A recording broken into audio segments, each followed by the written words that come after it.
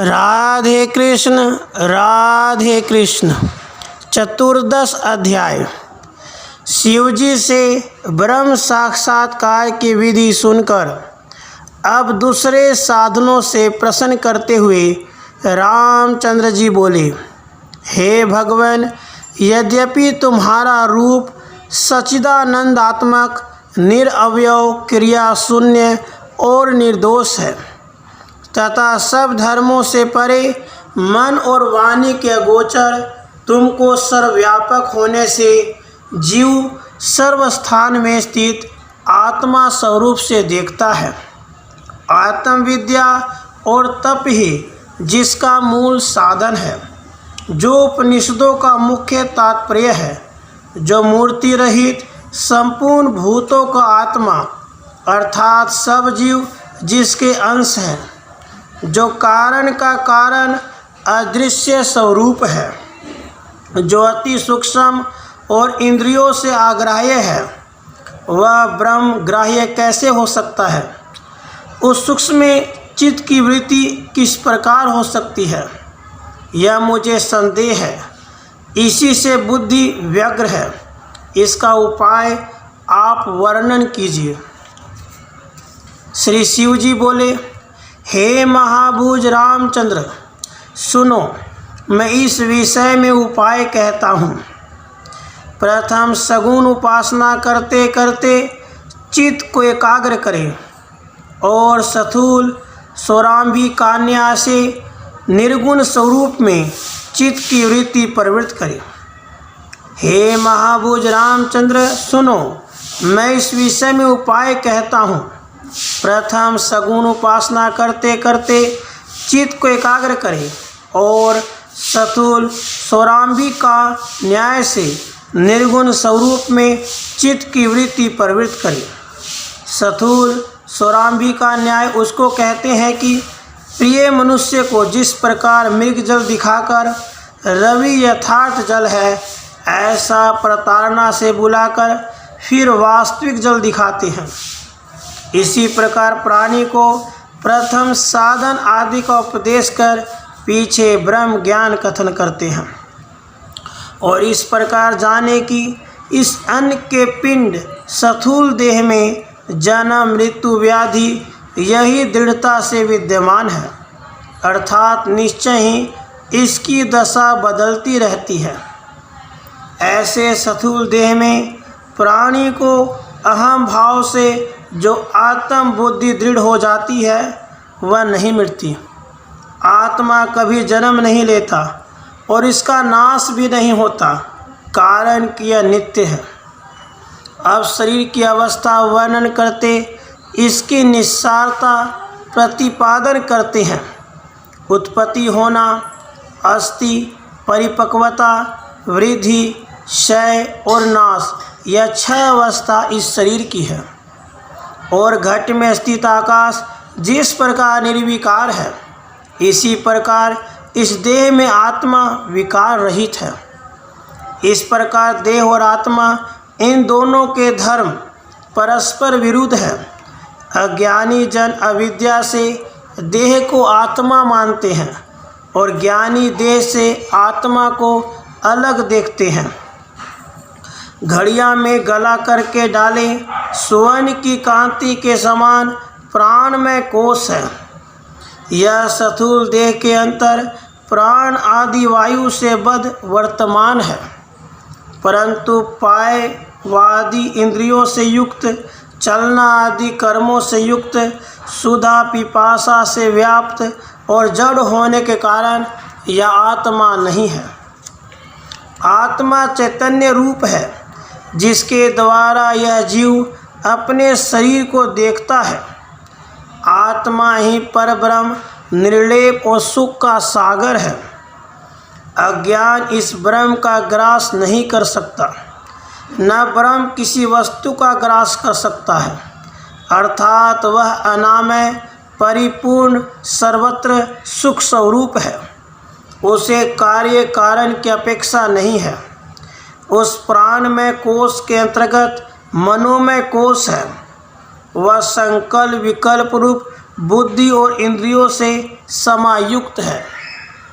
काम, क्रोध, लोभ, मोह, मात्सर्य और मद यह शत्रुओं का षड्वर्ग और ममता, इच्छा आदि यह संपूर्ण मनोमय कोश के धर्म है। जो कर्म विषयनी बुद्धि और वेद शास्त्र से निश्चित की गई है वह ज्ञान इंद्रियों के सहित विज्ञान में कोश में स्थित रहती है। इसमें कर्तृत्वपन का अभिमानी निसंदेह वह जीव विद्यमान है जो इस लोक और परलोक में गमन करता है। व्यवहार में जिसको जीव कहते हैं। आकाश आदि के सात्विक अंश से ज्ञानेंद्रियों की उत्पत्ति होती है। आकाश से श्रोत्र, पृथ्वी से घ्राण, जल से जिह्वा, तेज से चक्षु, वायु से त्वचा उत्पन्न होती है। इस प्रकार यह इंद्रियां 5 भौतिक हैं। जीवत्व प्राप्ति के 3 शरीर हैं, स्थूल, सूक्ष्म और कारण। स्थूल का अंत सूक्ष्म और सूक्ष्म का अंतः कारण शरीर है। सूक्ष्म शरीर को ही लिंग शरीर कहते हैं। इन तीनों शरीरों में 5 कोश रहते हैं, अन्नमय, प्राणमय, मनोमय, विज्ञानमय और आनंदमय। स्थूल शरीर में अन्नमय कोश है, सूक्ष्म शरीर में आनंदमय कोश है। इन 5 कोशों में अन्नमय कोश से वर्णन करके लिंग शरीर के 3 कोश कहकर लिंग शरीर के अवयवों का वर्णन किया है। इन 5 भूतों के सात्विक आदि अंश से बुद्धि और मन उत्पन्न होते हैं, जिसमें बुद्धि निश्चयात्मिका और मन संशयात्मक है। वचन, हाथ, पाद, पायु, उपस्थ यह 5 कर्मेंद्रियां तो आकाश आदिकों के रजोगुण कर्म से कर्म पूर्वक उत्पन्न होते हैं और उन सब के रजोगुण समान मिलने से 5 प्राण आदि वायु उत्पन्न होते हैं। यही 5 ज्ञानेंद्रियां, 5 कर्मेंद्रियां, 5 प्राण, मन और बुद्धि मिलाकर 17 अवयवों से लिंग शरीर की उत्पत्ति होती है। यह लिंग शरीर तपाए हुए लोखंड के समान गोल है। इस कारण परस्पर के अध्यास पढ़ने से साक्षी चैतन्य से युक्त है। जहाँ साक्षी चैतन्य लिंग शरीर से अध्यास को प्राप्त होता है वही आनंदमय कोश है। उस आनंदमय कोश का जो कर्तृत्वपन का अभिमानी है वही उपासना और कर्म फल से इस लोक तथा परलोक में कर्म फल का भोगने वाला कहा जाता है। जिस समय निद्रा अवस्था में यही आत्मा लिंग शरीर के अध्यास को छोड़कर केवल अपने स्वरूप में अविद्या संयुक्त रहता है तब इसकी साक्षी संज्ञा है। अंतःकरण आदि इंद्रिय और इनकी वृत्ति, अनुभव और स्मृति इनका दृष्टा होने से अंतःकरण का अध्यास होने पर आत्मा को साक्षित्व और भोक्तृत्व यह दोनों ही योग्य होते हैं। अंतःकरण का अध्यास हुआ तब ही साक्षित्व और केवल अंतःकरण का अध्यास नहीं ऐसा हुआ तब भोक्तृत्व होता है। इसके उपरांत ऋतं पिबतौ सुकृतस्य लोके गुहां परविष्टो परमे परार्धे छाया तपो ब्रह्मविदो वदन्ति पंचाग्नयो ये च त्रिनाचिकेता। इस श्रुति को कहते हैं। आतप बिना आच्छादित बिंब रूप ईश्वर, छाया आच्छादित बिंब रूप जीव, यह दोनों ब्रह्म के प्रकाश से प्रकाशित है। इन दोनों में एक जीव भोक्ता होने से कर्म फल का भोक्ता है और ईश्वर दृष्टा होने से भोगाता है। क्षेत्रज्ञ जीवात्मा को रथी, शरीर को रथ, बुद्धि को सारथी, मन को लगाम कहते हैं, सो तू जान। इंद्रियों को घोड़े स्वरूप जानना और यह इंद्रिय रूपी अश्व रूप आदि विषय रूपी स्थान में विचरते हैं। इंद्रिय और मन के सहित यह आत्मा भोक्ता कहता है वास्तव में उपाधि बिना यह आत्मा शुद्ध है, कदाचित कर्तृत्व भोक्तृत्व को प्राप्त नहीं होता। तात्पर्य यही है कि रथी तो रथ में बैठा है, सारथी और घोड़े रथ को जिधर ले जाएं उधर ही जाता है, और यदि दुष्ट घोड़े हुए तो सारथी का भी कहना न मानकर रथ लेकर कहीं गड्ढे में डाल देते हैं। इसी प्रकार दुष्ट इंद्रियां इस शरीर रूपी रथ को विषयों में ले जाकर पटकती हैं, तब सब इंद्रियों के सहित आत्मा दुखी प्रतीत होता है। इस प्रकार से जो ब्राह्मण शांति आदि से युक्त होकर उपासना करता है, वह जिस प्रकार से कदली के वलकल को बराबर उतारते चले जाओ तो उसमें वलकल ही निकलते हैं, पश्चात सार प्राप्त होता है, इसी प्रकार पंचकोश में कर्म से उपासना करते और उनसे चित्त हटाते और उन्हें असार रूप जानते हुए सबके अंतर सारभूत आत्मा को प्राप्त होता है। इस प्रकार मन को सावधान करके पंचकोश का ज्ञान करके जो मन स्थिर करता है, तब उसका चित्त निराकार परमात्मा में लग जाता है। तब यह मन केवल परमात्मा को ही ग्रहण करता है, जो केवल अदृश्य अग्राह्य स्थूल सूक्ष्म आदि धर्म से परे है।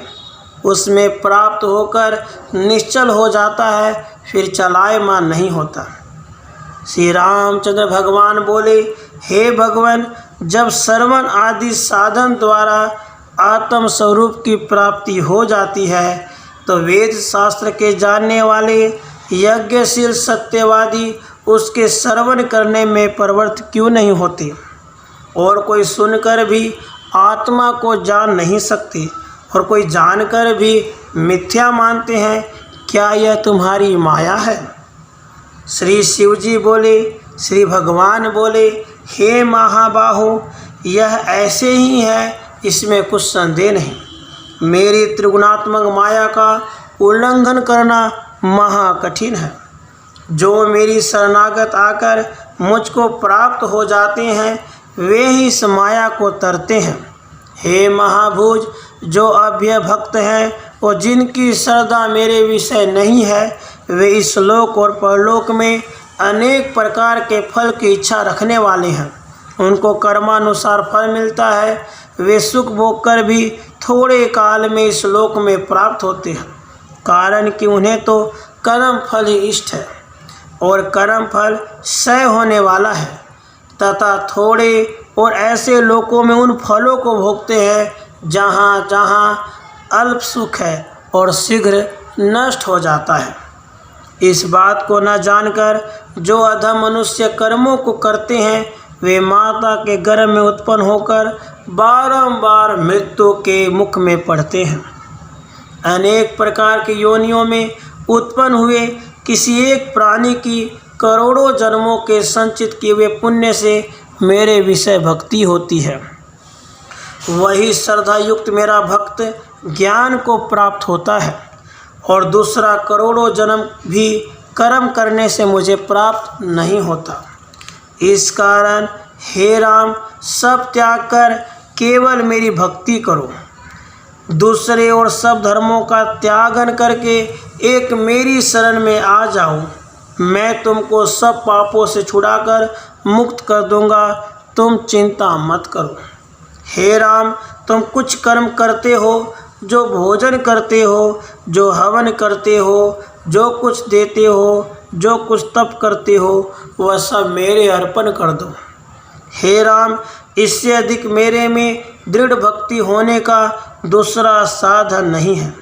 इसका तात्पर्य यह है, शरीर, इंद्रियां और प्राण तथा मन के जो जो धर्म है, उनका त्याग करके मुझको आश्रित हो जाओ, अर्थात मुझे प्राप्त कर लो, मुझे प्राप्त कर लो।